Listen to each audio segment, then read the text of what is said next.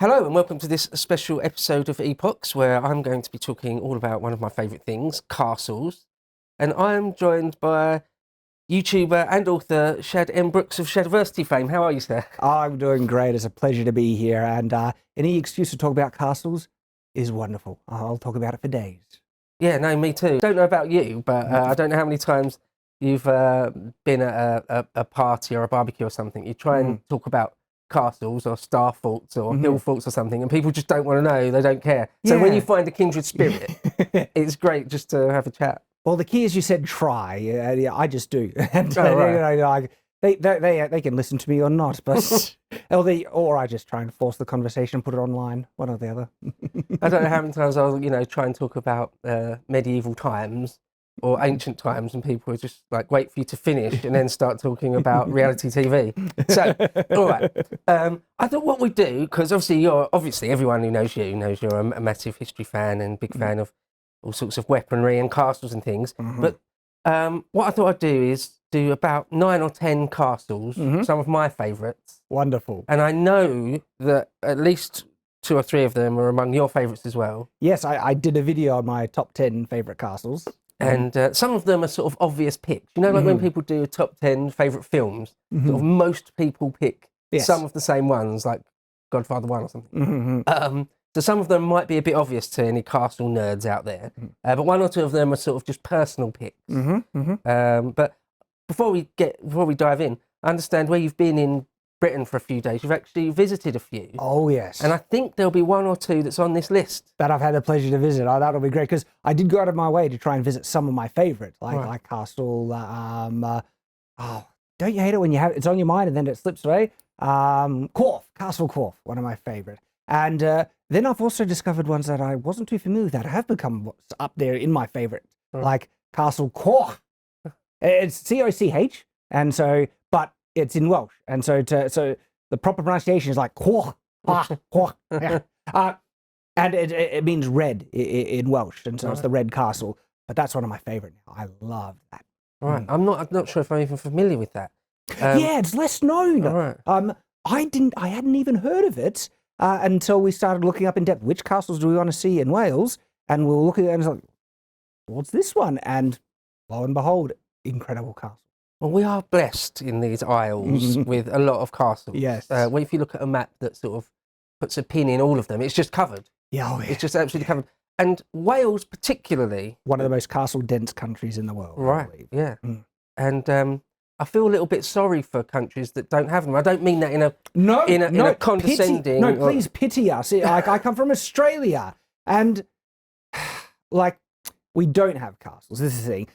We have attempts that I am glad that they have attempted it. I can understand and appreciate the love in attempting to build a castle, but none have reached the standard of what a castle should be. Not yet. I hope to change that if my future pans out the way I would like.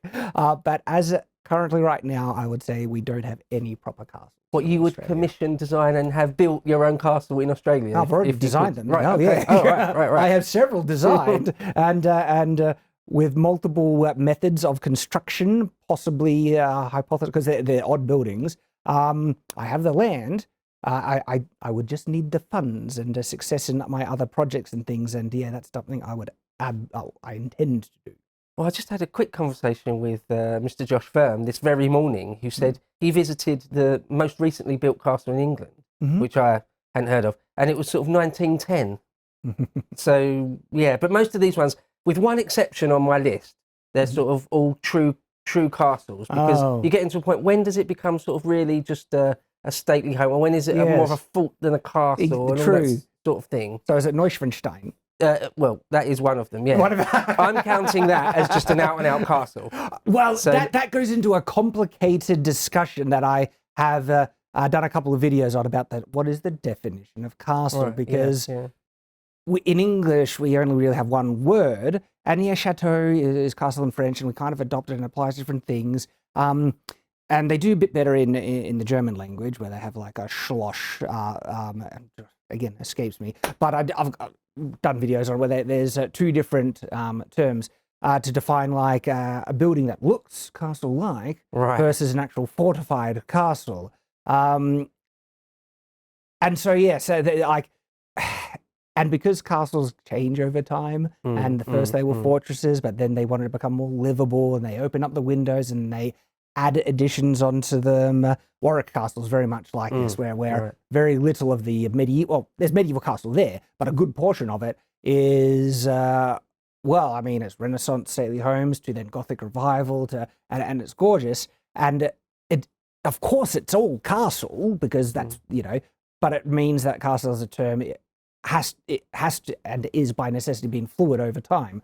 To the point where you have different types of castle. And the odd thing is, like, if I was to try and figure out what the most applicable and the way the word castle used in language today is actually ends up being a very loose term. It basically the way castle is used is referred to any building that looks castle-like, which is such a loose, vague term. I don't like it, but that's essentially what it is. Where there are stately manors and chateaux in France where, in common language, everyone, that's a castle. When it's like, yeah, you know, is it though? Yes, no, absolutely. But also, by that definition, Neuschwanstein does qualify. It does. Even though, and we'll talk about it when we get to it in a minute. But it's just a fantasy play thing, it is really, isn't it? Beautiful. It is gorgeous. And I would possibly put it as number one for me for just purely aesthetic.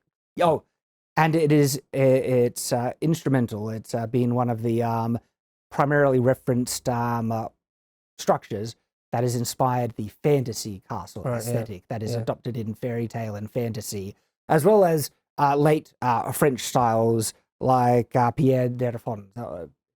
I'm terrible at French pronunciations, but Pierre de Raffon's? I think that's it. But that was heavily referenced by Disney in the design of the Disney castle. Same with Neuschwanstein. Yeah. Okay, so let's kick off the list. Yes. My first pick is probably super obvious.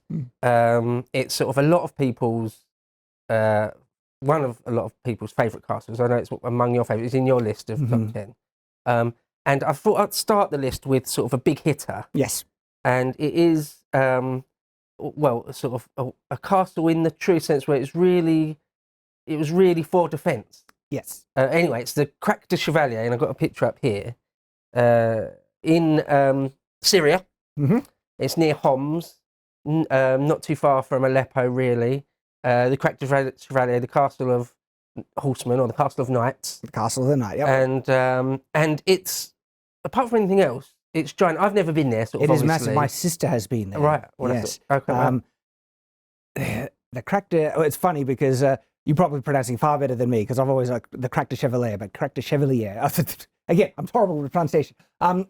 What's really intriguing about this, well, if you were to, because I just talked about the loose definition of castle, if you were to try and give a more technical definition of castle, it would be a fortified medieval residence. And one of the interesting distinctive features that makes castles distinctive to other kind of fortified buildings is that it is a home, a residence. But the Krak de Chevalier is really intriguing because it's actually a castle that falls outside of that definition because it was a fortress for a military order more predominantly than an individual's residence. And so even on the strict definitions of castle, you have to understand that there are exceptions to that. Right, yeah. So it was garrisoned largely for a long time by the Knights Hospitaller. Yes. It was given by Raymond II to the Knights Hospitaller. And it really is on a fantastic scale. It's sort of, for me and most people, just the quintessential Crusader castle. But in a way, it's sort of, well, it's much bigger and better and more well-preserved than any others. And it's just sort of something to behold, isn't it? Oh, it's huge. And there are, I don't mean to cut you off. No, please do. Because there are distinctive features that are just fascinating about this castle. Like, see this, so technically it's a concentric castle, which is 2 layers of walls. So a castle within a castle, and so it's very well fortified and designed in that sense. And then the outermost wall is also functioning as a type of retaining wall, where the internal ground level is on a higher level, same with the upper level as well. There are so many fascinating things to observe. about this castle, as well as the style and design of Crusader castles generally. They're actually more squat, and it's hard to kind of pick that out. It's like, squat, this thing looks huge, and it is huge. But you'll actually find, in terms of the levels on the towers, usually around two floors at most, and they might push 3. And it's because timber was such a rare resource there that they, to get multiple floors, they basically have to do vaulted ceilings on every single level, where a lot of intermediate floors on conventional castles, you have a corbel with beams and you can have intermediate timber floors.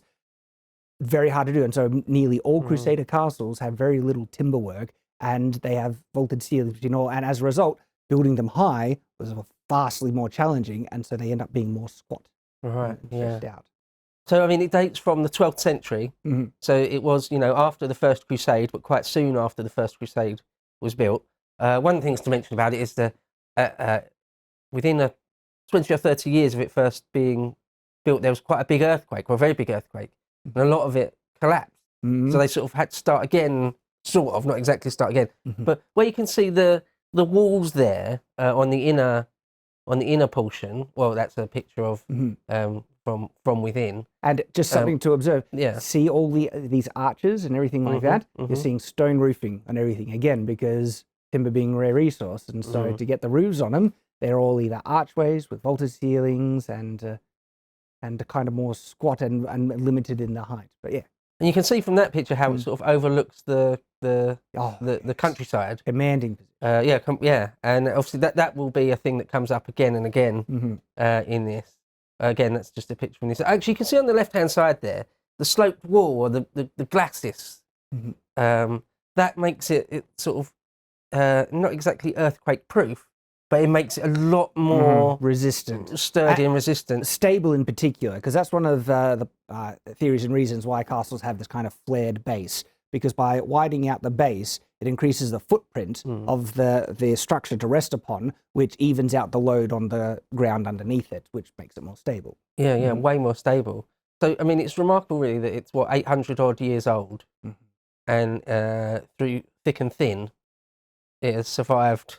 I mean, I love this castle so much that before the Syrian civil war, me and my older brother were sort of seriously beginning to talk about going to Syria just to do sort of a mini tour of castles, Crusader castles, and obviously that the Krak Chevalier would be the highlight. And it again, if it's not sort of clear to people how gigantic it is, there was sort of just giant vaulted spaces within to stable thousands of horses, actually. And it was supposed to, again, fairly obviously, survive extremely long sieges, potentially, which means you need a few deep wells, extremely deep wells, and to be able to amass lots and lots and lots of food and fodder for the horses.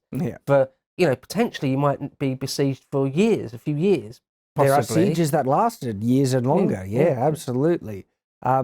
And you're right, the Krak Chevalier is a monster when it comes to castle sizes, so much so that it kind of throws people off in terms of their understanding, because the most prominent and therefore becoming most favoured, and I get that because they're big and grand and amazing, right, are the big castles. So the big castles get all the attention when these giant monster castles are actually more the exception than the norm in standard castle sizes. A lot of castles, and I've had the privilege to visit some of them coming to Britain, right? Their primary central keep or structure was the size of one of the outer towers of the Krak Chevalier. Just look at the size of that tower. That's the size of, or in terms of just the kind of footprint of it, of one castle. And I really got to notice that when I went to Caernarfon. Caernarfon, and I'm making a video on it, is essentially 8 castles in one, or the equivalent, because each tower, and the type of castle, it's what I call a linked towered castle, where most of its primary buildings are a connection of towers in its outer wall. And you could take any one of those towers and it would be considered the great tower of an entire castle. And I went to Tretower Castle is literally that, just one of the, its primary thing is a single grand tower with a wall around it. Right. And I love that one because very representative of castle sizes. And again, so the Krak there is a huge beast, and it's great, and it's glorious as a result. Yeah, there's not really much else like it. Yeah, it's an exception to all sorts of rules. Yes. So yeah, if people aren't familiar with castles particularly, and they're seeing these images and they think, oh, this is what medieval castles or early medieval castles like. No, this is a one-off freak. Yeah. This is like you called it like a monster. Yeah, Yes, it's like yes. like the Burj Khalifa or something. It's like not many buildings, or there's no real buildings other than that one that's like that. Yeah, I mean, and there's only a couple like castles that you could kind of list that are this scale, and like Malberg is one. Malberg is one of the castles that has the largest kind of it's the largest size in terms of its landmass. Although it depends, because some people will say, well, is it fair to, because it has a thin wall out of there, but most of the castle is kind of located more in one section. Caerphilly is another, like the central castle isn't as big as the Krak Chevalier, but it has an outer kind of wall and moat and system, and so the overall ground area of Caerphilly is actually quite large as a result. But again, these are the exceptions. And in terms of just core structures, like if you were to count a castle, less so on the land it's occupying and it has a wall around it, but the core primary castle structures accumulated, like if you were to just even kind of look at it through volume of surface area, floor area, like stuff, it's easily one of the biggest, or if not biggest. Yeah.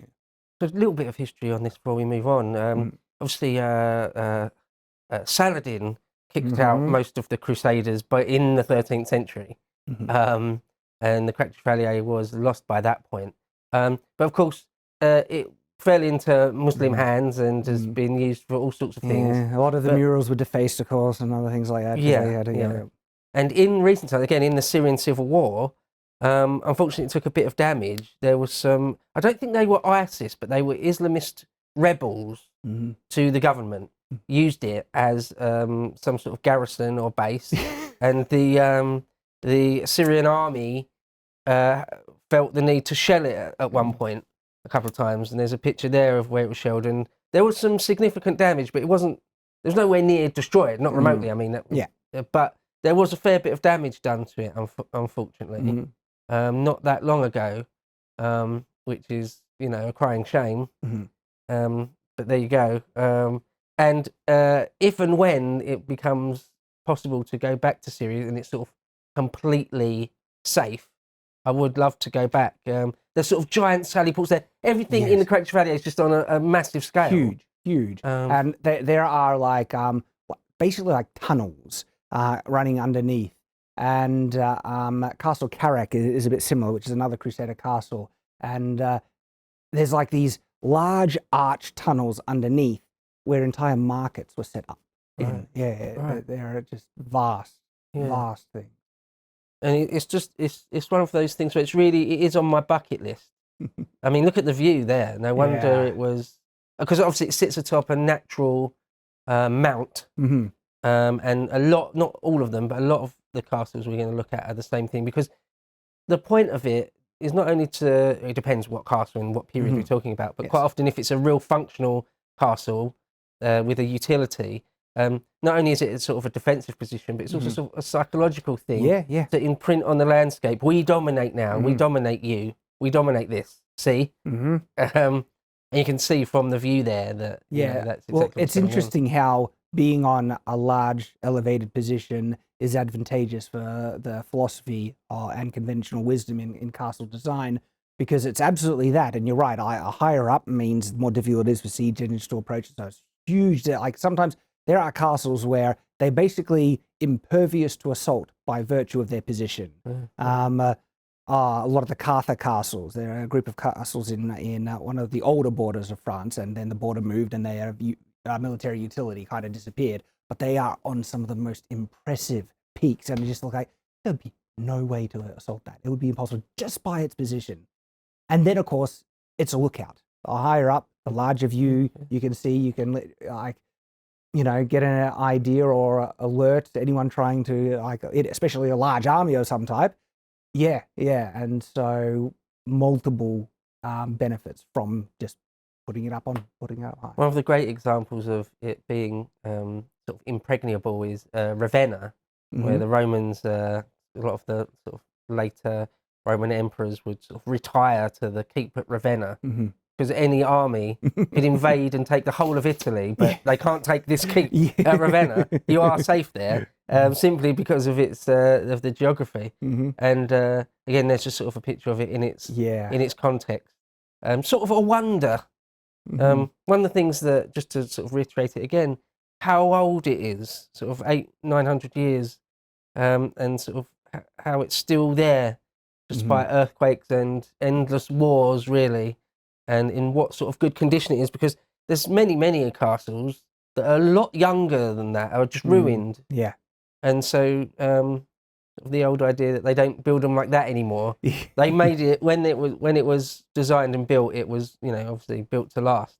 Okay, so the next castle I've got on my list is sort of a bit of a personal pick. A lot of people, it's a bit obscure. You may not have heard of it. I suspect a lot of people won't have heard of it. And I went for the opposite of the Krak Chevaliers. It's on a very small scale, pretty small scale. And I visited it a number of times in my life because it's not too far from where I grew up. And it is a place called Castle Hedingham, and it's just a Norman keep. Classic Norman keep. No, I have heard of. Oh, you have heard of it? Yeah. And it has one, like, the inside has this beautiful rounded arch down the centre. The biggest arch Norman arch in Britain. It's bigger than the White Tower or anything. Really? Yeah. I It's see. the I didn't biggest know. surviving one. Yeah. Sorry, go on. Yeah, what a gorgeous kind of representation of the classic Norman keep. For me, it's sort of like the perfect example. So some people out there will be more or less fans of different styles, different designs of castle. I love an old school, simple Norman keep. And so Hedingham is sort of the perfect example of it. The other thing is, when you visit there, it's on a hill, sort of a natural hillock. And at the time, again, it dates from sort of the 11th century originally. First started to build it in the 11th century. And then it was finished in the early 12th? Right, yeah, exactly. A lot of the Norman keeps kind of fall in that range. Yeah. So it was for the De Vere family, the Earls of Oxford, sort of people that were on the entourage of William the Conqueror himself. And originally it would have had all sorts of other buildings, would have had a curtain wall or some sort of, an exterior wall around with all sorts of other buildings. But all of that has long gone. So when you go there, it really is just that. Just this proud tower standing right there. So as you can see there, it's just sort of just on its own. There's a little car park just out of shot there. And so it's sort of... You can really see how thick those walls are. They look 4 meters thick, at least. What a solid building that is. And a bit like the Krak Chevaliers, it's a great example of how it hasn't... The weather hasn't really damaged it all that much. It's in incredible shape still. In fact, it's still used in... you can obviously go there and go inside, and they've got some pictures in a minute of the interior. It's still used as a venue. You can sort of hire it out and have meals there, or some people get married there and things. Because if you're sort of... if you like sort of Norman keeps, it's just pared down to just the pure basics. And there's not been any sort of Tudor add-ons. Or it hasn't been sort of converted in the 18th century. Or you can see that just from the outside. Perfect. Like, it has the original Roman style rounded arches, so that there's no Gothic arches and there's no larger windows that Tudor that they would have added later. It's actually very much still in a classic kind of Norman keep state of the And only once was it ever actually besieged, and that was in the early 13th century in the age of King John. But you can imagine it's sort of nearly impossible to take. There's another. So you can see how clean the stonework is. And this is a good 900 years old. Yeah. Best part of 1,000 years old. And it sort of looks relatively fresh, really. Yeah, like I would be intrigued by something because I've been to see this one in person. Because if the stonework is actually pretty nicely fitted and everything like that, It's a good indication that it wasn't actually whitewashed and plastered on the outside like the White Tower was. And I would love to confirm that just as a point of reference, because I like to know which castles were whitewashed and which ones were stone, to get a balanced idea of, I guess, how prevalent each type was. Because like oh yeah, the castle left my brain. It happens. Caernarfon. There we go. So Caernarfon has not only very precisely fitted kind of dressed stone on the outside, it has different grades of stone to create patterns and lines on the outside, which is a good indication that it was never whitewashed because it has. We'll see that. Yeah. Oh, Caernarfon is on my list. Not to be confused with Caernarfon. I've done that once. Yeah, well, I probably would as well because bad pronunciation. And some Welsh people got very angry with me and accused me of not knowing the difference. And though I do know the difference, because there is a Caernarfon Castle, a very different thing, but I just was saying the wrong word. Oh, there you go. There's that arch. Now, that is your classic Norman arch there. And of course, there are some some other great examples of true early Norman keeps in England. I mean, the White Tower at the Tower of London is one. Rochester is another great one. And they're on a larger scale than Hedingham, but none of them have got an arch like that. Yeah. So that is truly pretty much a unique. That is gorgeous. A unique thing. Yeah, and as you can see, even on the inside, I mean, look at we've kept it in very good condition. The double layers of windows, the central fireplace in between. What a beautiful room and space that would be. It's sort of perfect. Yeah. For me. It's one of those things, I know it's maybe a weird thing to think or say, but if you found yourself in an Omega Man type situation where suddenly everyone in the world disappeared and it was only you left, I think I might set myself up in Hedingham Castle, just decide to live in Hedingham Castle. Why not? Again, a couple of childhood memories going there as a child, and it's sort of setting my imagination ablaze. Good condition. Love it. Good condition. Incredible. It's incredible. There's just another shot of the sort of interior there. Good shot of the plaster that's still surviving on some of the walls. Yeah. I don't know if they ever plastered the outside of it. If I had to guess, I'd say no. From memory, it doesn't look like it, but on the inside, you can certainly tell from the inside. Definitely on the inside. And one way to tell is how precisely fitted the stonework is on the outside. Because if their intention was to plaster it, the stonework is usually just kind of a mix mash kind of thing, and you can see that on the White Tower actually, where the plaster is because the whitewash is weathered away, and you can see kind of all right. So there's the dress stuff, and there's the stuff that was clearly covered, and so that is one kind of clue. One thing you can see there's quite a few levels on the keep. You might saw there. I think there's like 4 at least. And on most of them, it's just a big sort of central open space in the middle. But you can walk round. There's like a gallery all the way round. Yes. Where they might have had troubadours or people playing music or singing and that sort of thing. The walls are so thick. So this is like 4 to 5 meters thick. And so you can easily fit a meter wide hallway right around the side. And a castle that through me that has that on nearly every single tower is Caernarfon, where it has like a hallway ringing the outside, and they've done some really creative things to manage to get in light into the internal rooms that essentially has a hallway around it. And so it's like, well, hang on, how do you get windows then on the internal rooms if they're separated from the external wall by the hallway? They've done some creative things. Right. Yeah, but I'll talk about that when we get to Caernarfon. There's just a shot of it. And the other thing, not all of the castles, because obviously Krak Chevaliers in Syria, and a few of these are in Germany and France and a few different places, but a lot of them are English ones. And a lot of them, why I love them so much is because it's just so sort of quintessentially English. I mean, that picture there sort of gives you a feel for that. And another one there, right nearby, just out of shot to the right there is sort of a Georgian era house. But yeah, nonetheless, it sort of does sit there, just like this great. There's a thing out of time almost. It really is. It's just suddenly there. This sort of 900-year-old artifact. Beautiful. I love it. I don't know how. If that doesn't fire your imagination, I feel like there's something wrong with you. Oh yes. Oh, one of my favorite. So this is Château Gaillard or Castle Gaillard, and it's overlooking it's in France, overlooking the Seine, between Rouen and Paris, and it is Richard the Lionheart, the Coeur de Lion, Richard the First's. It's his baby, isn't it? It's his project. Yep.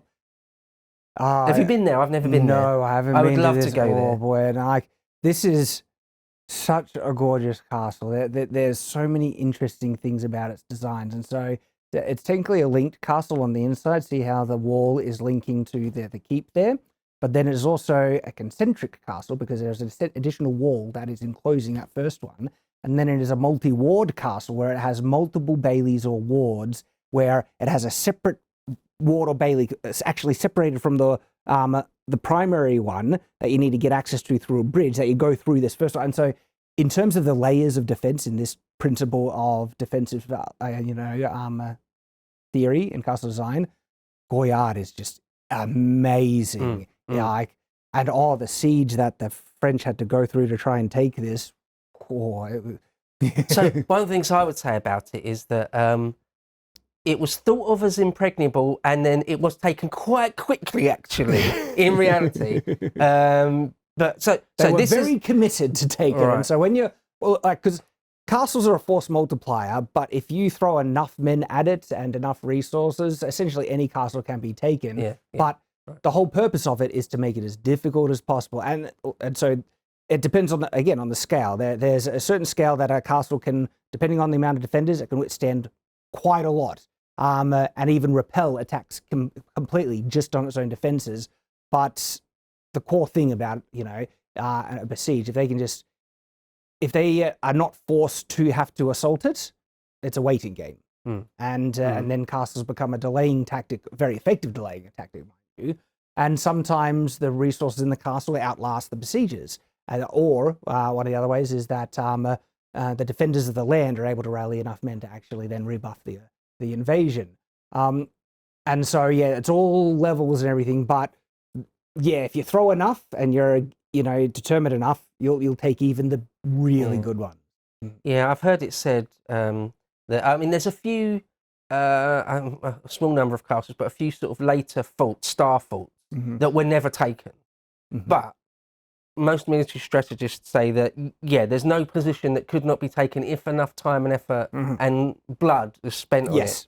And then particularly when you get into the Napoleonic era, 19th century, 20th century, when you have giant artillery pieces, the war between artillery and walls, the walls lose. Yes, they do. Right. So, but nevertheless, back in the medieval period. So again, this was built in the very end, towards the very end of the 12th century, finished, I think, in about the very beginning of the 13th century, and then taken. So one of the things to say is that you can see from this picture, it sort of overlooks, I think it might have a better picture that even gives you an even better view. So that's the Seine, and it overlooks, there's like a sheer cliff, really, that it sits on top of. And Richard the Lionheart had come back from the Third Crusade and was, of course, something of a master of knowing what's good in castle design, having lived it. And so he designed what he thought would be the perfect castle for defensive reasons. And quite, as you say, there's 3 or 4 sort of layers to the onion. And he thought, it's on this perfect position. I've got all these things in place, all the newest designs of the late 12th century. It could not be taken. But in the end, the French king, Philippe Auguste, did throw a lot of time and energy and money and lives at it. Through a combination of undermining, there was and all sapping sorts involved, of things. and he had to take like sections at a time. And one of the they don't know if this is true or not, but one of the claims is that they're able to get into. So they took the first most outer bailey, and to get into the next kind of layer was someone actually snuck in either through the church or a privy. That to actually take that next layer was a bit of sneaking in and opening up, and there is a lot involved. Like at one point, and this is one of the heartbreaking things, is like the people from the village ran to the castle to try and gain protection, but the castle had limited resources, and so the castle wouldn't let anyone in. And then they tried to escape, and then the French would shoot on them because they wanted to force the castle occupants to take the villages in, and they were trapped in the middle just to die. It's horrifying. And so, oh gosh, that exact scenario is really common. It's really common. There's loads and loads of sieges where exactly that happens. The people in the castle don't want to accept the civilians because it's just more mouths to feed. Yes, they'll just starve And so they're trapped in no man's land where they die of exposure or hunger. That's really, really, really common. And even like before a siege, a castle is known to expel unneeded people, like servants and everything. No, just the soldiers remaining. And if they have an opportunity to escape before the actual siege, good. But if they can get trapped in between, like what happened in this siege, and it's an awful situation. One of the things you mentioned, that's a mock-up of what it would have looked like, because it's actually heavily ruined, isn't it? Yes, yes.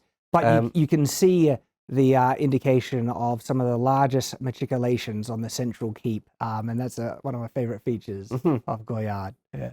So a lot of things to say here is that you can see there's sort of crenellations, and there's sort of the curtain walls are buttressed. There's all sorts of things going on there which were cutting edge at the end of the 12th century.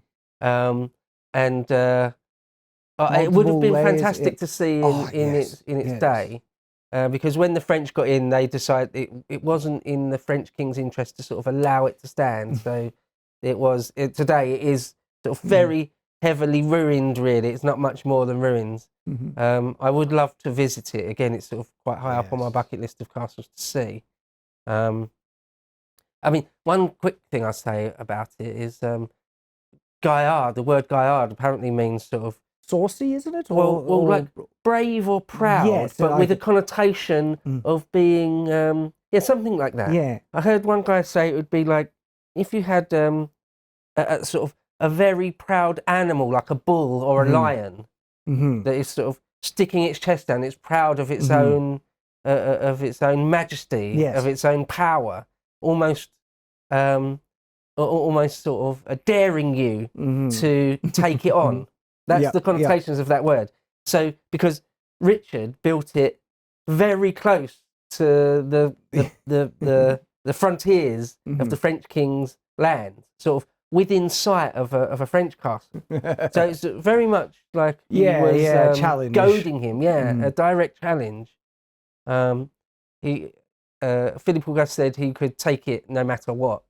And Richard said he couldn't take it even if the walls were made of butter or something like that. There's a good story. So again, this is probably really high up on a castle buffs list. Wasn't it most people pick this one? Oh yeah, wasn't it taken during John's reign?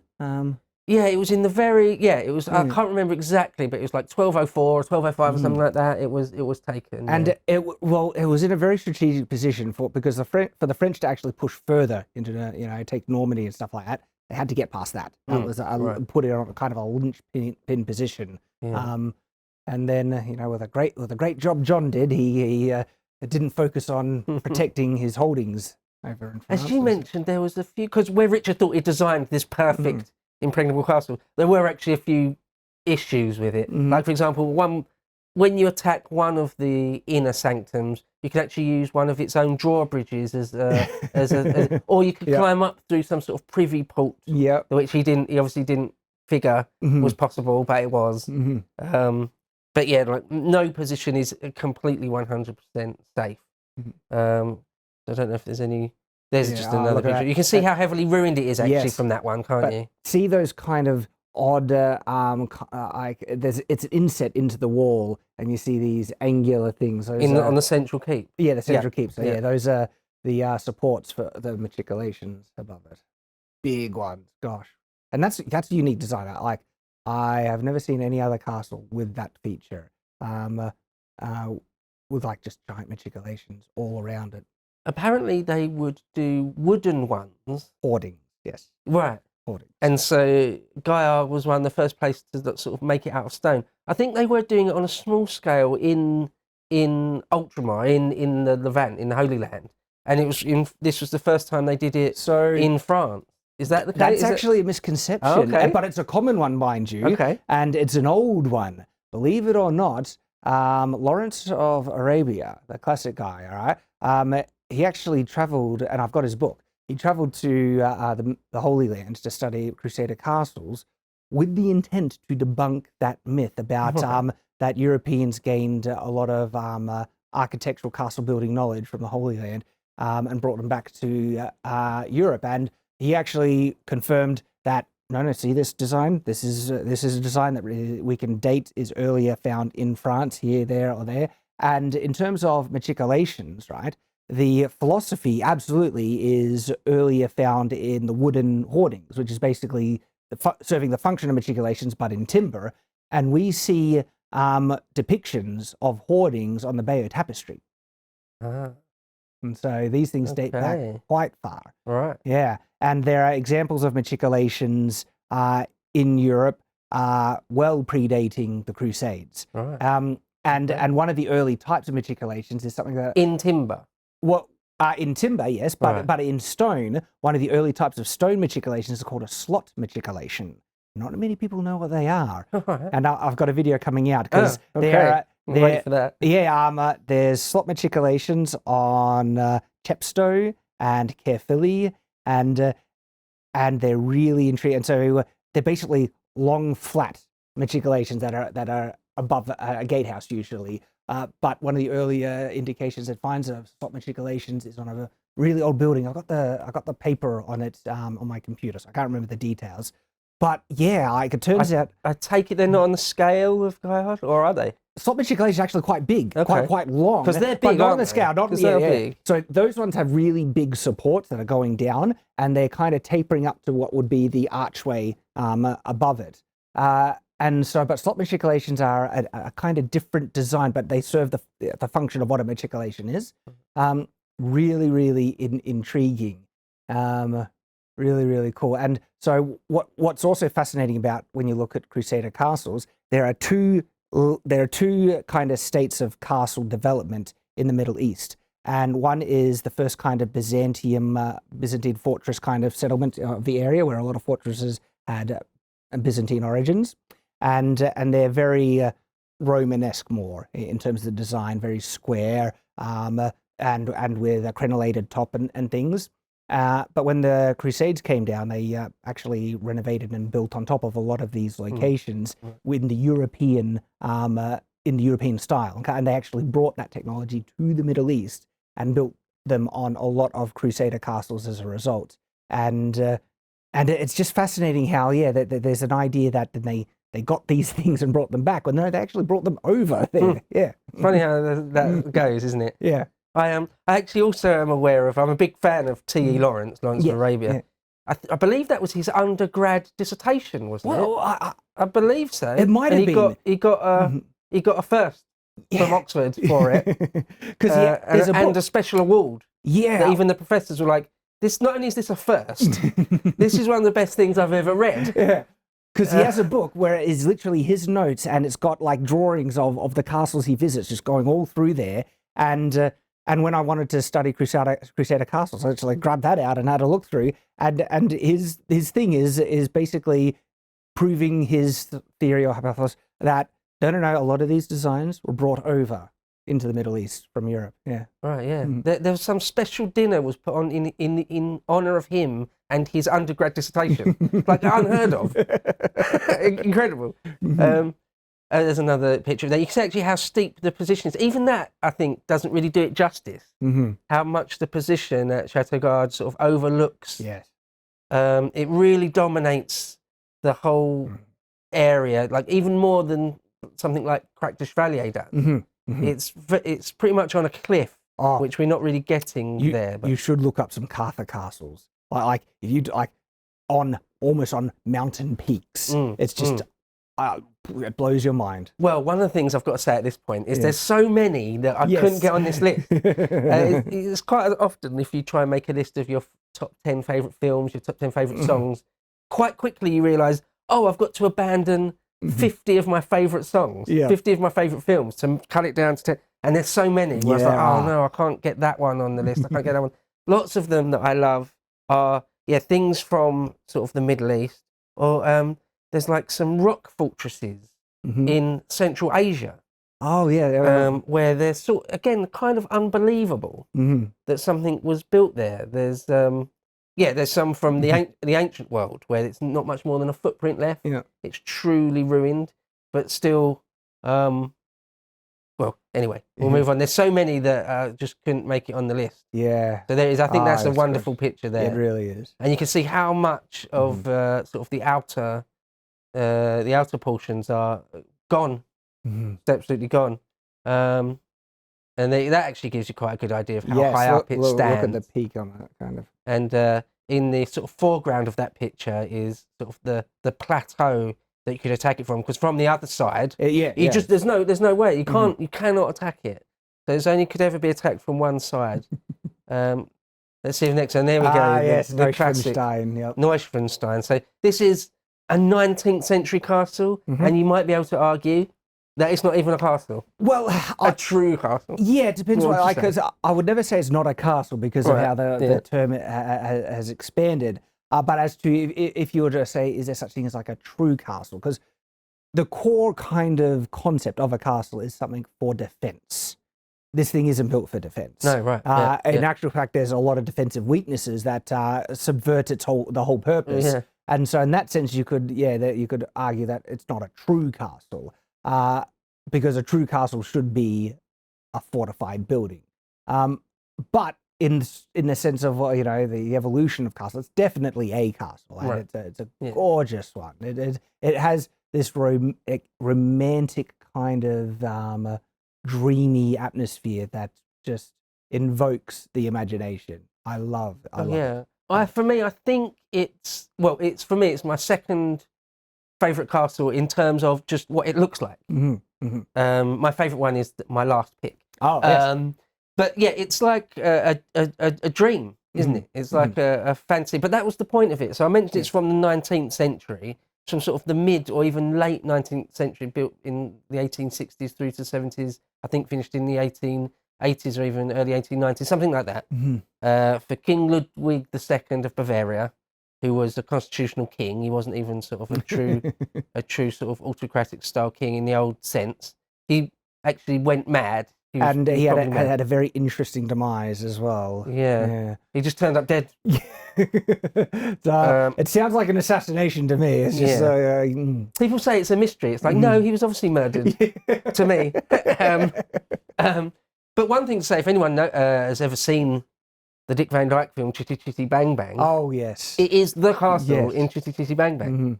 Well, Disney loved this castle. Yeah, you can see it's sort of, the Disney castle was sort of based on it, isn't it? It's one of the principal inspirations. Yeah, one of the principal inspirations for the Disney castle. That with late French ones with a specific focus on Pierre d'Erfons. And I'm probably still butchering that pronunciation. But if you look at the outer walls and the types of towers, that's definitely Pierre d'Erfons or late French castle design. But this is the core, inspiration, and it is gorgeous. You can see that it's sort of built on this sort of a mountain ridge that it was built on, and Ludwig grew up in another castle fairly nearby. I mean, within sight really of it, and there was sort of some small, I think, truly medieval, couple of sort of very very small medieval castles, buildings on the site, and he decided to get rid of all that and build this giant pile on top of it. And so it's not, as you say, I would definitely class it as a castle, but it's not a defensive position. It was never meant to be anything like that. It is sort of just born out of his imagination that he wanted this fairy tale thing. And that's what he got. Yeah. It wasn't quite finished upon his death. But nowadays, sort of, as you can imagine, it's just sort of a great tourist location. I think a few million people go and visit it every year. Yeah. And I would love to visit it. It's another one I haven't actually been to. It's literally a work of art. It's one of those buildings that is a grand work of art, which is just a delight to look and visit. And I would love to visit someday. Yeah, apparently it's quite remote. I don't think there's a big city nearby or anything. You have to sort of really want it. A bit like the Krak Chevaliers, you have to sort of really, really want to go there and spend a lot of time and energy. And of course, the landscape it's set in look at those mountains. Right. The Bavarian mountains. I mean, picturesque doesn't really do it justice, does it?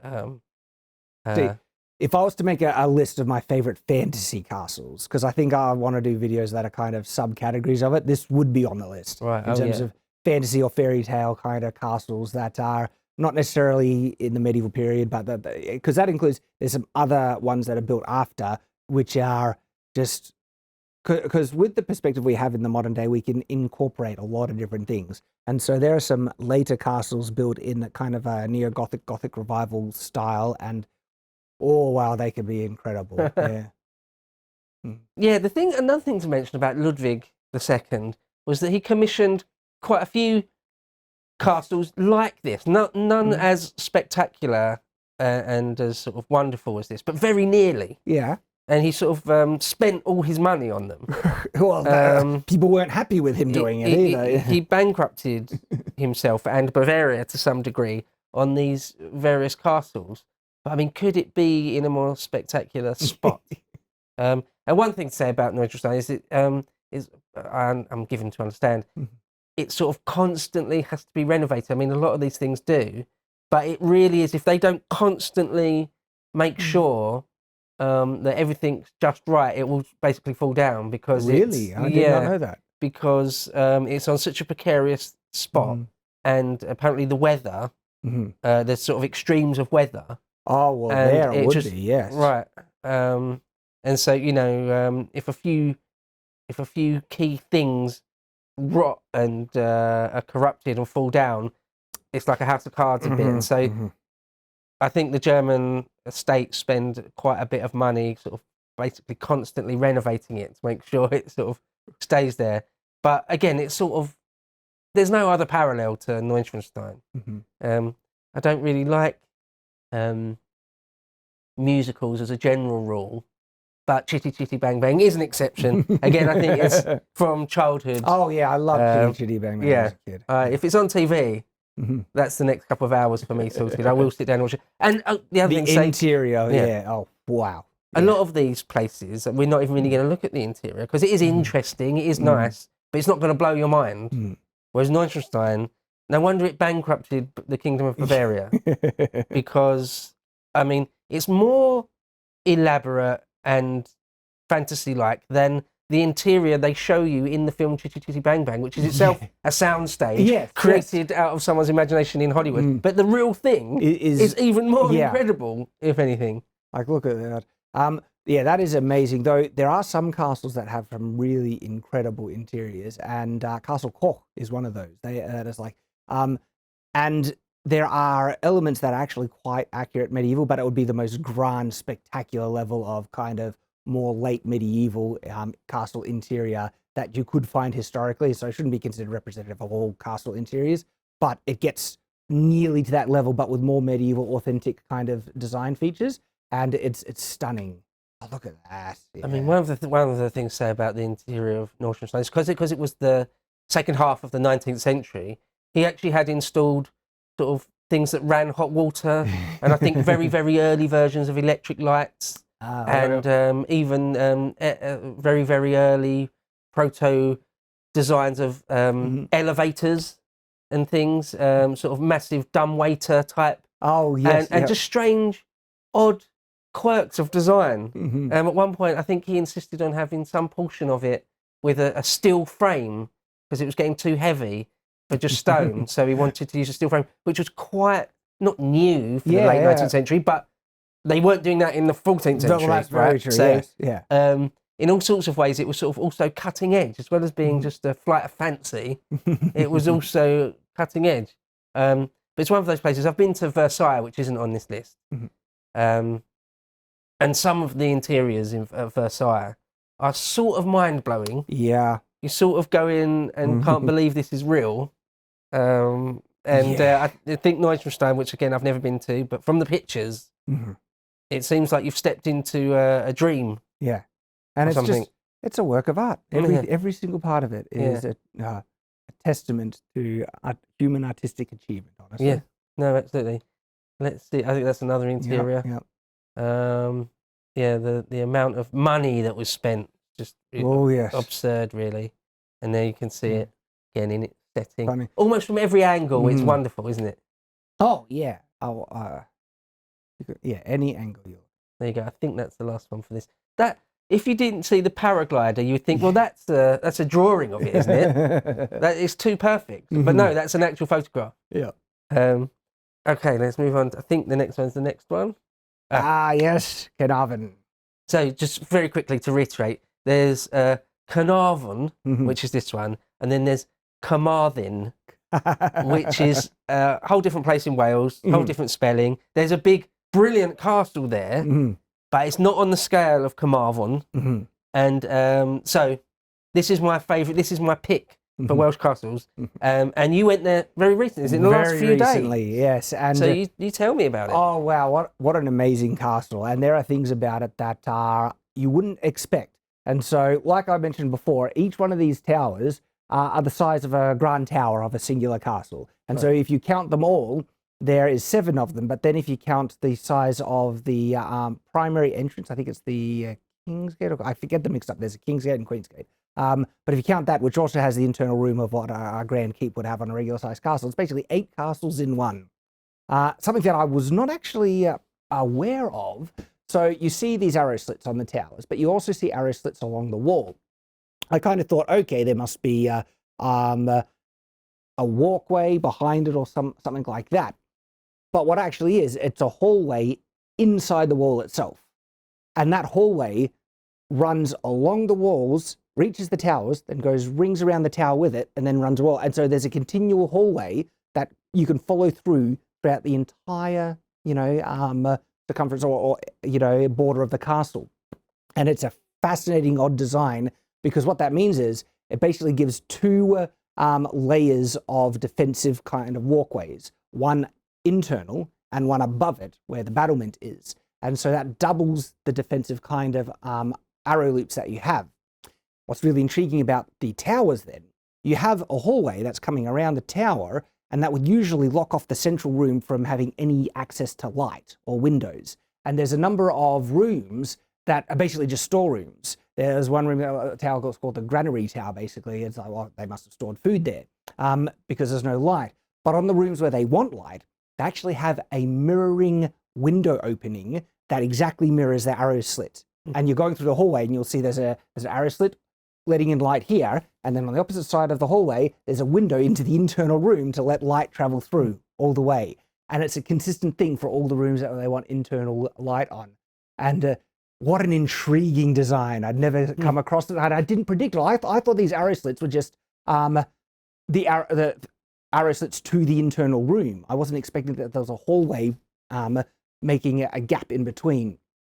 And so that was just really fascinating to see and observe and experience in real life going through around it.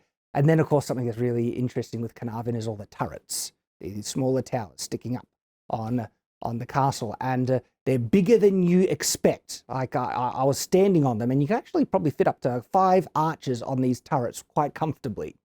And they give quite like a really commanding field of view on top of them. So these are defensive turrets that give a higher field, like a greater field of fire for the archers, and a greater view as well. And so there's a reason why they're put on there. And these turrets are the functional versions of the later aesthetic style turrets. So if you saw on Neuschwanstein, on its main central kind of building, has those 2 little pointed tower-like things on the corners, that's the aesthetic evolution of what we're looking at here, of the practical military turrets that we see on the towers themselves. Yeah, the real deal. So you can see the scale of Caernarfon. It's not quite Krak Chevaliers, but it's absolutely getting there. It's huge. I look at the people and look at the size of these towers. Gives you some scale. Yes. It is gigantic, isn't it? This is a monster castle. And where you mentioned sort of the utility of it, I tried to do a bit of a juxtaposition here, where we went from Krak Chevaliers to Hedingham, and we'll go from Neuschwanstein, a plaything, to Caernarfon, the real deal. So this is Edward I. This is Longshanks, the hammer of the Scots. He really hammered the Welsh more than he hammered the Scots. Yeah, and he wanted to make sure the Welsh would be kept in line. So that's what this is.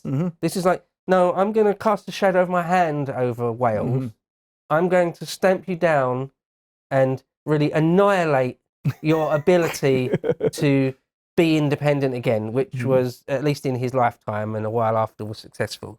Of course, there were Welsh revolts for hundreds and hundreds of years. Nevertheless, a string of castles throughout Wales, of which Caernarfon is sort of, well, it's one of the main ones.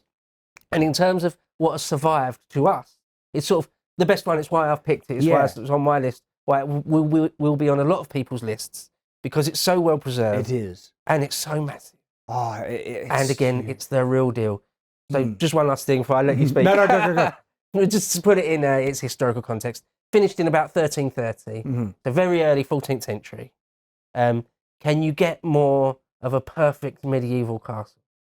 It's hard to. So many castles have their different designs and features, and so it's hard to try and scale like which would be better. But in its own individual context, Caernarfon is done so well. As I mentioned, the walls have a double layer of defense because of these hallways that run, and the hallways are just lined with arrows, like just all along. And the towers are seriously imposing because they have those lines of arrow slits on the thing with the battlement and stuff. And then, like, look, this tower has 3 huge turrets just sticking up right there as just positions to load up archers. And it was never taken, was it? The Welsh never. No, the Welsh never were able to. I don't think they even particularly tried. Yeah. I think it's one of those examples of a castle where it was never a serious attempt was never even tried on it. Oh, and you can see the different types of stonework there, and they're creating lines and a pattern on the outside. That's done intentionally. You don't do that if you're planning to cover it all up with plaster and whitewash. And so Caernarfon very much was a stone castle, and it would have looked even more immaculate in its period when it was built, because that stone would have been, because it's weathered now, but that would have been originally pretty darn smooth and well fitted, and it would have looked incredible. Quick word on that is at Constantinople, the walls of Theodosius. There's this stripe motif going on there, and where Longshanks himself had been out on crusade and came back and had that in mind and asked his architect, can we mirror that? Can we rip that off, essentially? And there's more to it than simply he liked the look of it. Yes. It's sort of to say we are as powerful, we are as much of an imperial presence as the Eastern Roman Empire. Yes. That's the level of sort of dignity and imperium you Welsh rebels are dealing with. Yes. See, you can see. Don't really think about trying to rebel anymore, because this is a sort of castle builder you're up against. Yeah. Well, you can. It's imposing, isn't it? And there's another shot of the interior. Something that I only discovered when I went there in person. So on the towers, most towers have a turret sitting on top of it, except for the case where there's the one with 3. But on the ones with these 1 towers, right, they're actually directly in line with the main spiral stairwell of that tower. And so that's the primary stairwell to go up and down. And what they did, they just continued it up after they reached the top of the tower, and that's where the turret comes out. And so it's actually a joint, consistent stairwell all the way through, right up to the very top of the turret. This gives you, I think, quite a good idea of what you were talking about there, where the wall itself is the castle. Yes, exactly. Because in older ones, you've quite often maybe got an inner keep with a curtain wall, and then a bit, and then more and more layers. Whereas this is just the thickest possible wall, which, as you say, is the castle itself, which is more like 8 castles in one. I mean, it's formidable, isn't it? Oh yeah, it's formidable. It's really impressive, and you're right. So the kind of Norman keep with a central thing. I call that enclosed castle because it's fully enclosed by an outer wall. And this is a type of linked castle. So a linked castle is usually when you have a tower linked to the wall itself. But then this is a subtype of linked castle, which is called a towered castle, where it's basically just tower, wall to tower, and that's how you get the outer wall connected. And then, of course, there are other kind of buildings that are attached to the inside part of the wall. But look at that from the outside. It's just... and the other really interesting thing to observe, the internal ground level is higher than the external one. And so this wall is actually functioning as somewhat of a retaining wall, where the internal ground level, it's holding the soil in, and therefore the outer walls are much, much higher than they are when you're standing on the inside. So just for another sort of for defensive purposes, Well, much easier to get to the top of the walls from the inside because you're already on a higher elevation. Right. But from the outside, the walls are sometimes twice as high from the ground level. And standing there, you're looking up, it's like, this thing is tall. But then when you're in the inside, you're like, oh, wow, it's a different perspective. There's one more thing that would make it difficult to attack. Oh, yeah. For me, I think when something like Neuschwanstein is like your classic fairy tale Disney type castle, Mm-hmm. this is for me a bit more like your classic early Middle Ages real castle, if you know what I mean. This is a military fortress, military building. Right. That's the perfect way of saying it, actually. Yeah. It's a military position. Yes. Right, a little bit like Krak the Chevalier. Yeah. It's meant to withstand sieges that could last years. It never needed to. You can actually see the gate on the far side here. See how it's coming out? That's actually the internal ground level at that part of the castle. That's much higher. Much higher. Yeah. That's not wow. Yeah. That's significant, isn't it? Yeah. So you're not going upstairs. Like there are layers of increase in types of elevation as it comes towards this end, and when you reach this end, that's ground level. Oh yeah, on the interior you can see there's sort of steps. Exactly. Steps. Mm-hmm. So by the time you get there, that's how much high the internal ground level is. You can imagine in the 14th century when there were cannon, but they were very early forms of cannon. Yeah. There's nothing like siege mortars, nothing like that. So you're not getting in. If they don't want you to get in, you're not getting in. Oh, yeah, and that's also the misconceptions about trebuchets. People always, when they think of trebuchet, they think of Warwolf, something massive. As I know that was an exception, okay? Like Warwolf is a monster trebuchet. Most trebuchets were not even half the size, and they would not have the capacity to throw boulders that would demolish something like this. Yeah. Okay, you could probably damage some of the battlements, crenellations up the top with the standard size trebuchets. Throw things over the wall, but you're not knocking down a wall. I'm one of those people who don't put a great deal of story in medieval or ancient catapults and ancient catapults and medieval trebuchets. I don't think they did a great deal. So, for example, something like Krak the Chevalier, I know that's a giant thing, but no trebuchet is doing anything. It's not doing anything to the Krak the Chevalier. A 14th century trebuchet is not doing anything to Caernarfon. Yes, yeah. And that's what I mean. Like Warwolf, the trebuchet, and it was Longshanks that built it, was a monster. And that could be effective against smaller, conventional-sized castle. And when Warwolf was built, I forget the castle it was besieging, it was a Scottish one, they just surrendered flat out. They didn't even want to face it. And then he's like, oh, yeah, I'll accept your surrender, but I don't want to waste building it. So they used it anyway and lobbed things at the castle. But you're absolutely right. And by the way, like your skepticism of catapults, the mangonels, I imagine they're mostly a misconception in terms of being utilized in medieval warfare. People think that it's a staple.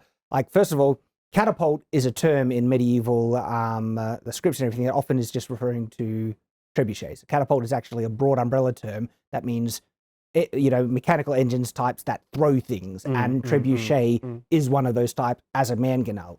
And so people misidentify when they see catapult thinking mangonel, when oftentimes the catapult was just referring to a trebuchet. The primary siege, device to throw stuff was catapult, and mangonels were actually much smaller, about yay big, more Roman use, honestly. And I'm very skeptical about their utility in actual medieval warfare, because they only throw things about this big, not very far, and compared to a trebuchet, the range is night and day. So it's really, really different. And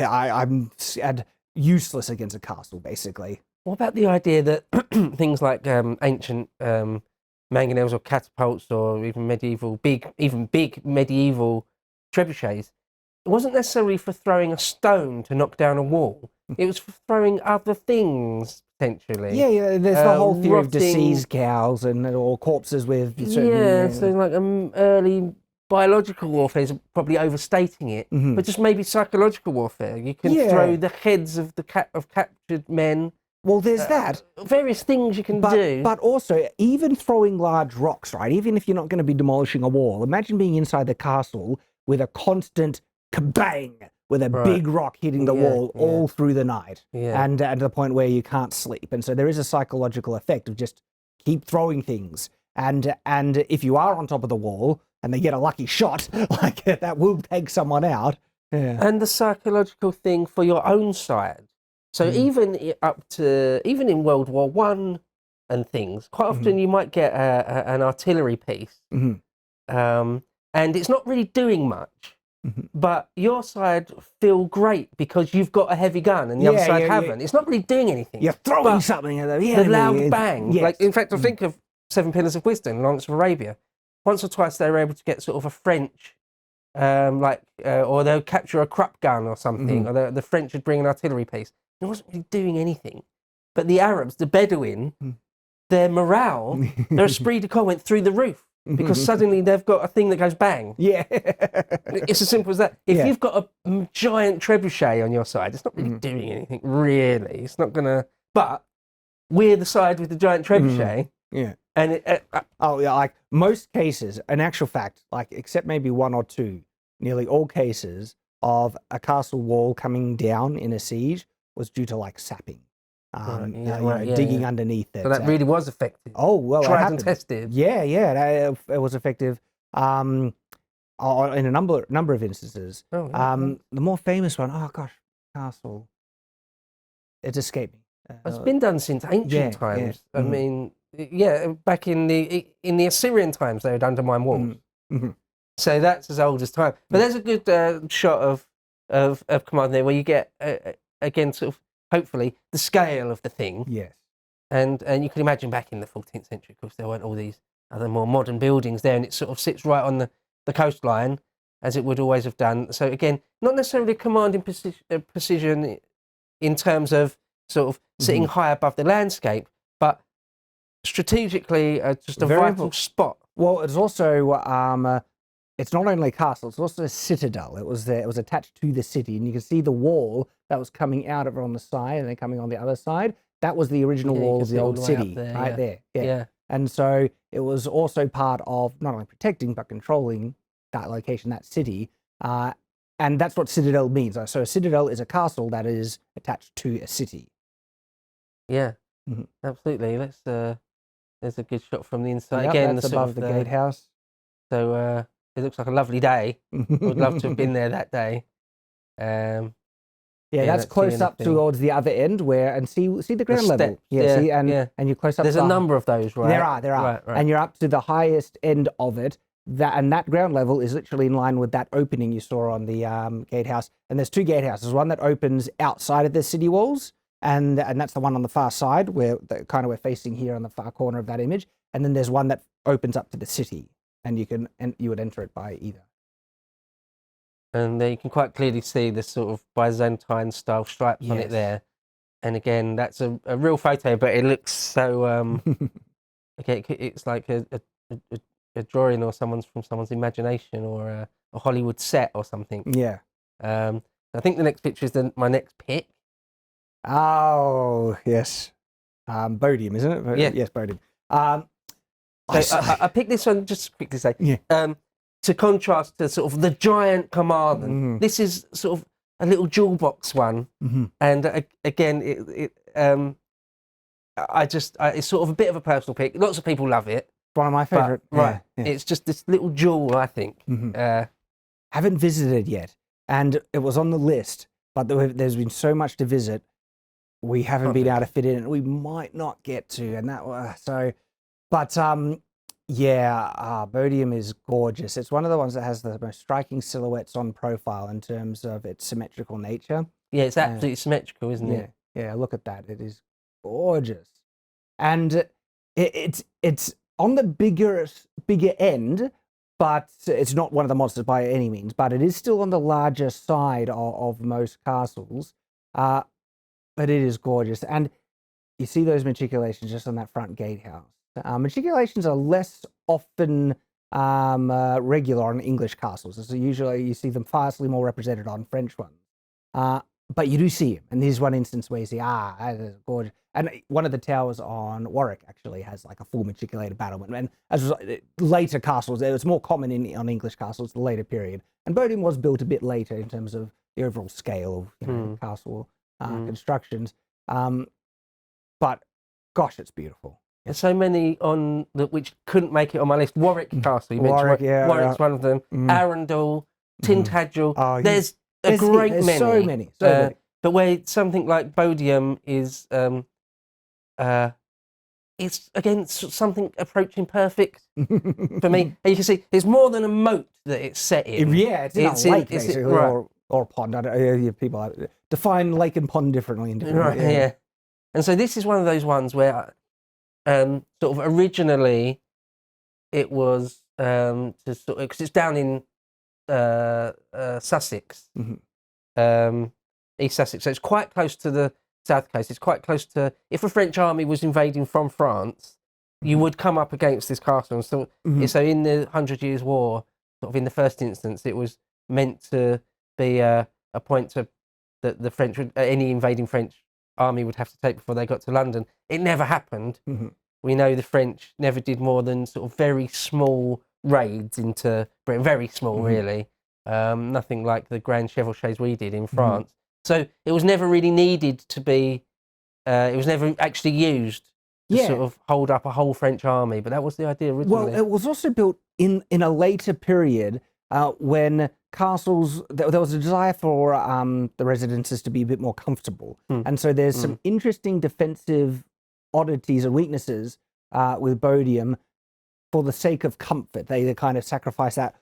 And like there's like the stereotypical big fireplaces in the walls to keep things very warm and comfortable. The moat is an interesting one because there's a mound on that side right in front of a hill that kind of goes down. And as a result, an attacking army could easily dig a trench. They would need to protect them from arrow fire from the castle. They could easily dig a trench to where that hill goes down and drain the moat completely. Right. Yeah. And so there are some odd kind of defensive weak points on it. Yet, in contrast, there's some real luxuries in the castle which make it really grand. Because like a lot of castles, there might be great many castles. There'll be sort of a very, very early, perhaps even pre-Norman invasion thing there. Then the Normans build something on top of it. Then at some point in the Middle Ages, something else is built on it. And then in the days of the Civil War, they do something else. Then the Victorians renovate it and rejig it and redo it and reimagine it and all that sort of thing. And so you're actually looking at this sort of mishmash of things. Oh yeah, all sorts of layers of time going on. Bodiam's one of those. Well, Warwick is definitely one of those as well. You actually can look at the kind of progression of the periods in it. But sorry, yes, what you're saying, Warwick? Yeah, no, absolutely. Bodiam's just one of those things. So, even in Lord Curzon in the early 20th century, I think was the last person to sort of privately own it. And so that's right up to the 20th century, and they're still building on it and adding things. And so what you're looking at there is you think, oh, that's a sort of a 13th, 14th century thing. Well, yeah, maybe originally in the first instance, sure, but over hundreds and hundreds of years, it's been played with and added to, and all sorts of stuff. And again, it's sort of the perfectly symmetrical thing about it. And again, set for me in sort of your classic English countryside. It's beautiful. There's a lovely thing. Castle that's similar in design in France, and it's Castle Roch Gaillard. And it has this gorgeous layout with like strong, rounded corner towers, and instead of having like a blocky or more square kind of gatehouse, it has higher rounded towers on the inside, and as a result it looks very English because it was built by an English kind of castle builder that came over to France. But what's interesting about Roch Gaillard is that in like the 18th or 19th century, they did have an architect come in and just basically redo the entire centre to just make it more livable. And so that happens to a lot of castles where they kind of will gut the inside to renovate it to be more modern contemporary standards, which throws people a lot, because then they go back to these castles and they think this is a medieval castle when they're looking at, well, actually, this is 18th century design on the inside. There's one example I'll get towards the end of the list where it's that in spades. There's another picture of it. Again, it's sort of like if you were going to design something from scratch to look great, just to look brilliant. Again, almost like just conjured out of someone's imagination, but it's actually real. It's genuinely is sort of 14th century.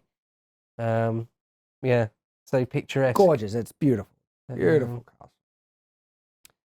And that's from the internal bailey. Yeah. There's quite a lot that it's sort of largely, or not largely, but ruined to a degree on the inside.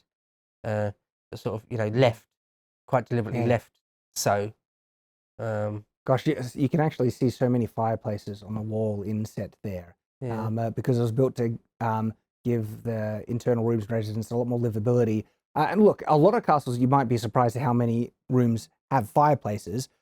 But of course, you can really tell, like, if there's a fireplace in this room, it's meant to be livable. And then there's a lot of rooms just without them completely. I like a ruin, me. I'm so easily pleased when it comes to castles. If it's little more than a footprint, I'll still spend ages walking around and looking at it, trying to imagine what it is. So something like this, which is semi-ruined, it's still brilliant. Yeah. There's something, it's a bit more romantic as well when it's a bit ruined, when something's like completely perfect, like the White Tower, it's sort of completely intact. It's almost missing something in a way, if you know what I mean. It's an odd thing to say, but what I do love, and I've only been able to get the experience once, is because you want to imagine what was this building like in its time when it was built as a defensive building. What did the inside look like? How was it decorated? What was it in its pristine condition? And one castle was like that for me, and it was Castle Coch in Wales, Coch. And it's pretty much in pristine condition in the inside and outside. And it really does feel like stepping back in time because it's so perfect. And that was a treat for me. I'll have to check it out. Yeah. I'm not familiar with that one. Yeah. I will Google it. Yeah. Like I said. Is it in South Wales? Yes. Somewhere? Yes. Okay. So near Caerphilly. Oh, look at those arches. Oh, I love that. Gothic arches. Like, those would look so grand on the inside when you're inside this building. I imagine perhaps that might have been sort of an inner chapel area or something, or a cloister of some type. I don't know. I wonder, like, usually there's like a separation in between, like a great hall, and they might have so this would be where a lot of the court might be held, and the other room would be a more informal. It could be the solar, it could be a sitting area, the withdrawing room or drawing room back then. But other times it can be like access to kitchens and things. And I know with Bodiam, because I've watched a couple of videos that go into it, when you enter it, you have like a buttery on one side. And then I forget what was the other, but you like literally have like, access to different things when you go in, or you go through and where the lords live. And the buttery was on one side and kitchen was on the other, I think. People don't have butteries anymore. Yeah. Yeah, it's just sort of a lovely place to go and visit. A lovely day out. If you're even remotely interested in history.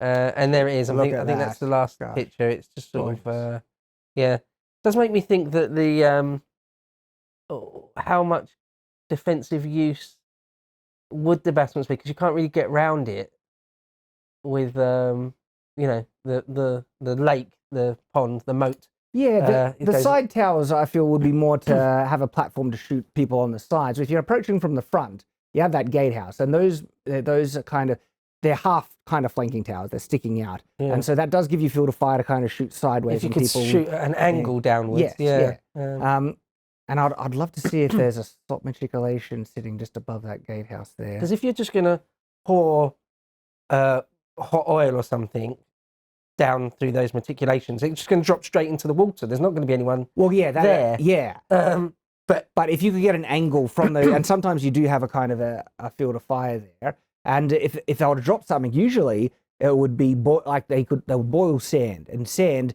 and you can get. So imagine sand over oil, because oil can be a valuable resource, right? But sand, you can get sand anywhere, and you don't have to melt it for it to get scalding hot. And then when it pours down on people, it'll get stuck in their armor and things. Yeah, it'll be like napalm, sticky napalm. Delicious. And there were other things like also boiling urine. Yeah. Or just anything that is sort of rancid. Yeah, that as well. So it's very, very early type of biological or chemical warfare. It's a bit much to call it that. Yeah. But okay, well, it's the next pick. Yes. So that's the White Tower in the Tower of London. Yeah. So just to say, that was first built by, was it not, William II? So again, we're talking the very, very early 11th century. 11th century. Yeah. And the only kind of keep that predates is the Great Tower of Chepstow. Right, yeah. Yeah. So Rochester's very early, isn't it? I believe. Yes, yeah. The Hedingham we saw was very, very early. But it's basically one of the very earliest and certainly the best preserved Norman keep. Yes. And on a bigger scale than pretty much any other This Norman is keep. actually a huge... I've been there in person, and I've been able to compare it to Chepstow and Portchester and Corfe. And so those three ones in particular are very early Norman castle, or the keep portion. Of course, they added things later on. And the interesting thing about Portchester, Corfe, and even Chepstow, it's built in a similar way to the White Tower here, where they have a line of kind of flatter buttresses along the wall, and it's really interesting. It creates like more detail and pattern and decoration, because they're not technically necessary. They're not architectural stability buttresses. They're too narrowly on the wall, and so they're mainly there for the design and pattern, and they look beautiful as a result. It really kind of mixes up. As instead of just a plain wall, you have these flat buttresses on them, and with the White Tower, then you have like archways that are framing windows, but that's actually a common design style that we see on these very, very early keeps, and it's gorgeous. Let's say William II, William Rufus, is the son of William the Conqueror. So it's basically in the next generation after the Norman Conquest. Yeah.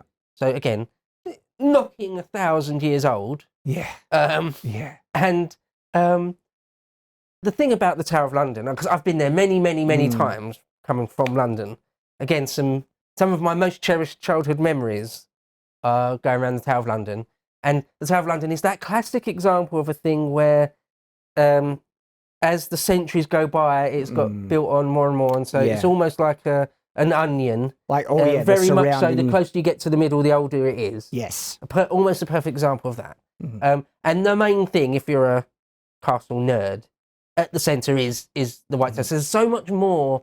You've been to the Tower of London recently, right? Yeah, recently. So there's so much more to see than simply the White Tower. But for this conversation, I'm going to really concentrate on the White Tower. So there is so much that I can say. I could easily do a whole Epochs, 2.5, 3 hours talking about the Tower of London. So I'm only going to really skip over some of the main things. There's another view of it. Within the outer walls of the Tower of London, there's all sorts of buildings. Yes. There's Tower Green, where a lot of people got their heads chopped off. There's Traitor's Gate, where a lot of people you rode up the Thames and into the tower through Traitor's Gate. There's the Royal Armoury there, lots to see there. There's the Crown Jewels. There's so many things to see and talk about. But the keep itself, I think, is among the greatest pieces of a British person's heritage. I honestly believe it's one of the most valuable things. It's, a truly priceless thing. It is. I consider these works of art, and it's how well it has been preserved is a testament, because this is one of the best preserved. Like all those other castles I was talking about that were built in similar design, which is, again, Portchester, Corfe, and the keep of it escaped me. Chepstow. Oh, Chepstow, yeah. All right. All in various levels of ruin, but this is remarkably well, and it is also huge in scale in comparison to its contemporaries of the time. Yeah. Many times bigger than the Hedingham we saw. Yes. Many times bigger. You really get that sense when you go inside, and there are these vast open spaces. It's like, wow, this is actually. It's still huge. Completely used as it's still a functioning. All the rooms are still functioning things. Yeah, it's absolutely still usable in every sense. And I think people might be getting thrown a bit because even in this image, people are close to the camera, so their perspective is off. But if you look at those people walking up the stairs close to it, because these levels on each level, so it's single like 5 levels if you include the undercroft. Is it? No, that might be 4 levels if you include the undercroft, right? But the height of these rooms are immense. These are tall rooms, and you can see that by the windows there. And those windows each match like deep alcoves because the walls on this thing are like 5 meters thick, 4 to 5 meters. So the walls are hugely thick, and you have these big alcoves that reach to all the windows, and then you have these massively just high ceilings with these vast spaces. And so, like I said, when you look at it through pictures, you can get thrown off by the scale because people just think, height of window, height of person. No. That window is like 3 times the height of a person at least. But those bottom ones there. This thing is huge for a square classic Norman style keep like this. Yeah. Out of the almost endless things I could say about the Tower of London, one thing sort of want to say, you can see there how in the centre of London it is. That's on the inner side of Tower Bridge, and there's Tower Hill is just out of shot there. What would be Tower Hill, or what is Tower Hill? There's a big part of a Roman wall there. So going back to Roman Britain, I think it dates from the age of not Claudius but Trajan or somebody. So there was some sort of Roman fort on this spot, and when William the Conqueror turns up, he's like, well, I'm just going to renovate that and build my own thing on this footprint of a Roman thing. And it's sort of, it not anymore because modern London is modern London, but it would have been a dominating spot to build. Like you're not coming into London without having to deal with the Tower of London at some point. And the scale can also be thrown out when you're looking at this because you see the scale of modern buildings all around it, right? In the medieval period, be nothing near at that size, apart from maybe a big cathedral or something, and it might have the main tower reaching a height or bigger, but nearly every other building around it would be just like tiny in comparison. So this would dominate the view of the city quite considerably. And it wasn't until the Victorian period, it was only in the Victorian period that it became sort of an attraction. Even up to the 19th century, it was a military position. It was a garrison. It was, or it's been used for all sorts of things. Obviously, been used as a prison, been used as an armory or a magazine. It was the place where soldiers were kept. If there was any problem in London and you needed soldiers to quell anything, there was a garrison in the Tower of London. Yeah. For hundreds and hundreds and hundreds of years, that was the case. You can tell by some of these outer walls where the portholes are not arrow slits. Those are for cannons right there. And so they're like a lot of the outer walls were built for cannon placement. If Mr. Bonaparte, if Monsieur Bonaparte ever tried to sail up the Thames, he would have been bombarded from there. Absolutely, no, 100%. And you can also see, as I mentioned, sort of this idea of sort of an onion, that the outer layers, there's quite a lot, there's even more than sort of suggested in that picture. Yeah. And there's a dried up, what is now completely dried up moat area around the outside, and Tower Bridge Station is right nearby. Again, it's not a cheap, but a brilliant day out. It's not cheap, right? They do charge you quite a lot to get in these days. Last time I visited was 4 or 5 years ago, and I was surprised by how much it is to get in. But there's so much to see. Right? Oh yeah, absolutely. Like there is medieval kind of graffiti, and especially in a lot of the prison towers of when people that were just held in prison there. They and I wasn't just like the rap graffiti where people sign their names. They actually made pieces of art carved into the stone that is still there to be seen, and some are really, really elaborate. Because you might be a prisoner in the tower for years, quite possibly. There's obviously been lots and lots and lots of extremely famous prisoners there. Riley's Walk is one of them, where Sir Walter Riley was there. But actually, the list is endless. Oh yeah, there's a big list. Lots of people were imprisoned and, in fact, executed there. So even going back to the days of Rufus, from the earliest days, this would have been a symbol of horror and oppression. It would have been terrifying, a terrifying thing. For the enemies, yes, absolutely, right. yeah. Or even domestic ones. If you're being sent to the tower, true, it's sort of, it might be shorthand for you're going to be tortured to death now. Well, you will not come out again alive. It does depend. Like, of course. Like a lot of medieval prisoners were actually treated quite well. I mean, if you had a lot of money. Well, if you had a lot of money, and the king decided he wasn't going to, you could be released. Yeah. If you were being held for ransom, right. you didn't necessarily want them to die. You wanted to be paid, and so some of these rooms that they were held prisoner in, they have fireplaces, and they're actually, in terms of the scale of medieval, domestic level, it's decently well sized, in all honesty, and you are living in a castle. It's like, so in comparison to living in a hovel in a village, it was much, much nicer. And so, of course, the people that they wanted to punish, they punished, and there was punishment. Like there was levels of medieval brutality that are quite shocking. But on the other scale, there were people who lived here for years in relatively good conditions, actually. Yeah. If you had money, and the king wasn't too displeased with you, could be. I mean, just some of the, like, Bishop Fisher, Thomas More, Thomas Cromwell, Anne Boleyn. I mean, the list is endless, really. They were even shooting World War I German prisoners in the tower. So in the beginning of the 20th century, it was still being used as a place to hold enemies of the state. And you'd be executed on the grounds of the Tower of London, even in the early 20th century. So there you go. Again, this sort of so these crenellations, that's for cannon placement, right there. The way that they flare outwards on the outside, where for archer arrow loops, it's the reverse. It's thin from the outside and wide on the inside. It's wide on the outside because the cannon needs to be able to rotate. And so that's cannons. Another castle you mentioned which didn't make the list, Dover Castle. Yes. Even in World War II, when Mr. Hitler and his evil Nazis were threatening to invade Albion, Dover Castle was converted in all sorts of ways. Like, we're going to have artillery exchanges with the Wehrmacht. That's going to happen like any day. Oh, and it's on the coast, well, basically on the coast, but, the Tower of London was the same thing. It's like, we need to move in some of our best howitzers to shoot German naval vessels, warships that are going to be sailing up the Thames, and we're going to have to shoot them from the Tower of London.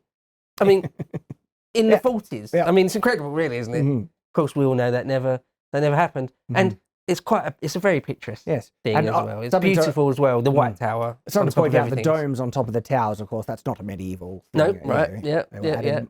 Added later. Yeah.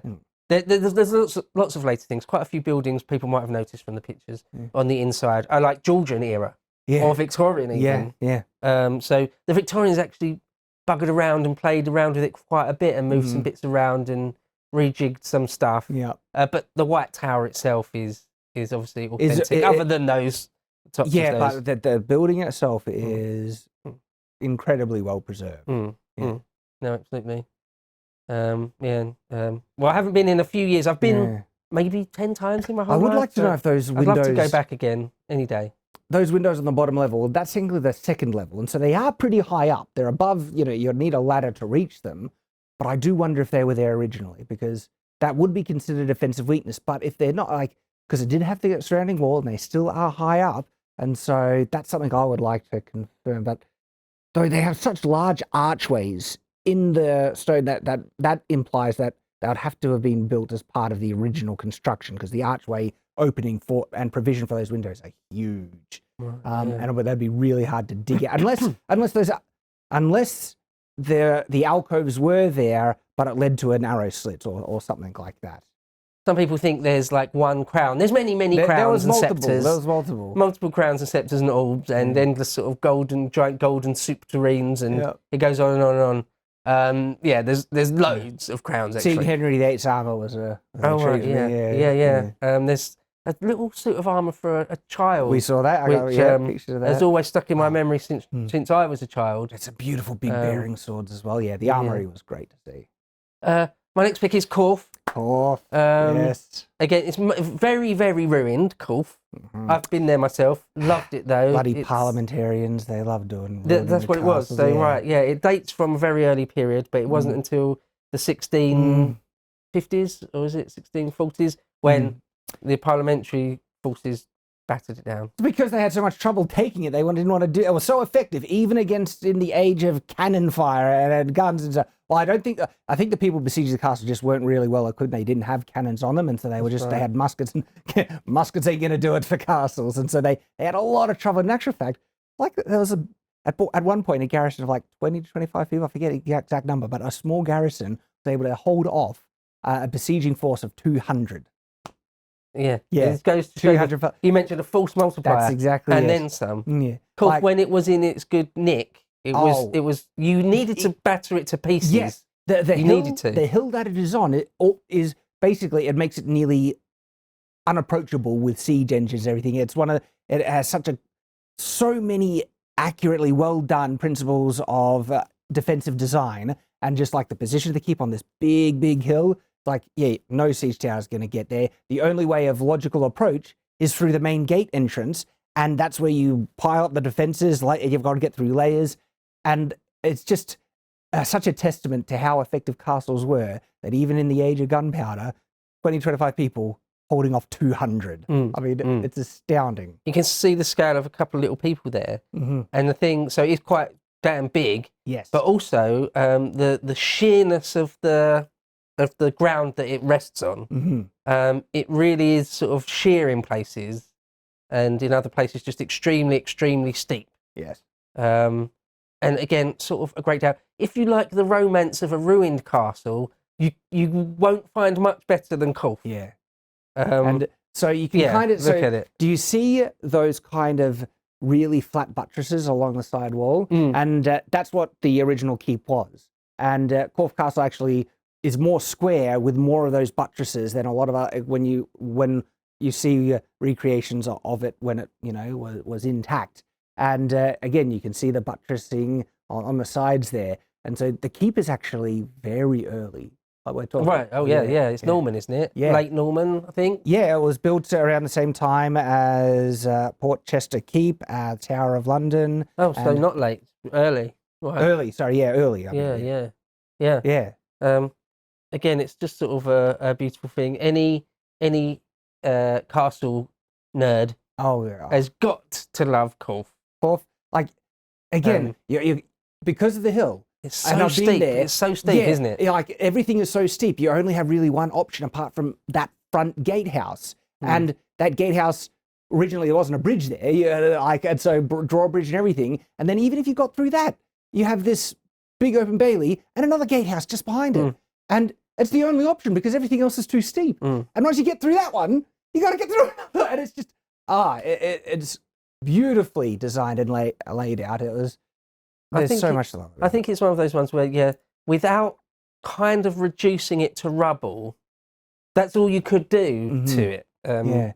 Just if it's intact. So when you go up there, this is like when you're up there, you can see it's. So this part here was added on later. I forget which period exactly, but it's very much more Gothic kind of, and it wasn't necessarily built as like a castle attachment in terms of a defensive building. It was more livable manor house kind of side attachment, still medieval. But you can really tell by the gorgeous archways they have in it. And unfortunately, we're starting to completely run out of time, so I have to whip through my last couple of picks. Okay, well, we'll do a speed run. It's, so this is Hever Castle. Hever, yes. And it's belonged to all sorts of families throughout the years, but famously belonged to the Boleyn family. Anne Boleyn sort of spent a big part of her childhood there. And again, this is right near where I live and grew up, so I've visited it a couple of times. And for me, where Corfe was like the real deal utility defensive position, Hever really isn't. It's more of a sort of manor house castle. It's more of a country house that looks like a castle, really. I don't believe it was, and it's so a lot of it. Although again, like a lot of these castles, there's an element that is much older, but the main part of it is, or the part that survives, is Tudor. Yes. So if you're looking for something Tudor-esque, you can really tell by the side walls there. Like the front facing, you can see there's more medieval origins, but as soon as you get to those sides with the big windows, you're looking at Tudor stuff. Yeah. And again, it's sort of like a little jewel box or something. Again, if you're in love with sort of the English aesthetic, it's sort of perfect for me. I mean, look at that. But it's also representative of another. There's subcategories of castle, and one of them is the fortified manor house. It is a type of castle, and even though it's not got the huge defensive seriousness of, say, Caernarfon, right? Like, if there's a local issue, rebellion or whatever, right? It's in the middle of a pond, basically. You'll raise the drawbridge, and good luck getting through the windows. And for low level of defensibility, they're quite adequate. And so the fortified manor house is a really intriguing kind of subcategory to look at. And not many people are even aware of them. Yeah. One of the things about Hever is it is one of those examples where it had a very early medieval origin. Heavily built upon over the centuries, and certainly by the Tudor period and during the Tudor period was sort of at its height. But then in the 19th century, an American multi-millionaire bought it and refurbished it into his idea of what a Tudor fortified manor house would look like. And I just went through a fair few sort of interior shots there. And although it's as original and authentic as it can be, a lot of it is also Victorian era reimagining. I mean, it's all authentic, but it was what that American millionaire wanted to see. Sometimes I see, but then that. Sorry, but then that is that is so Tudor. It's the real. That is the real deal. There's nothing inauthentic about it. And sometimes I find the kind of rich people coming in after the fact, they do have very good intentions. This was the case with Castle Koch, when they wanted to they rebuilt the entire thing, and the intent was to try and make it as accurate to medieval aesthetic. They got some things wrong here and there because they didn't have access to huge, amounts of accurate information, but their effort was valiant, and it's a tribute what they ended up with as a result. Yeah. I could talk about Hever for quite a while because there's so much to say, but there's my last pick, which I will whiz through super quickly, is a little bit cheeky because it's not a castle. I have been a little bit cheeky. It's an abbey. But wait. Mont Saint-Michel. Mont Saint-Michel. Anyone who loves medieval architecture loves Mont Saint-Michel. So it's in Normandy, or it's just off the coast of Normandy, or it's in a floodplain of Normandy. It's Norman. I am being cheeky because it is an abbey. It's truly, completely an abbey. But it's it was a fortified community, and it has that defensive wall on the outside. And so I get why people get confused with it.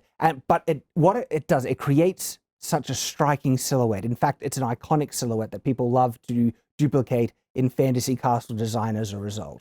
Yeah. For me, where I mentioned Neuschwanstein was my second favourite in terms of pure aesthetic, is because Mont Saint-Michel takes the crown for me. And you know that like list of fantasy castle, what would be my favourite fantasy castle? Yeah, Neuschwanstein would be, Mont Saint-Michel would be in that list. Right, It's sort of unbelievable, isn't it? Look at it. Like, is that even real?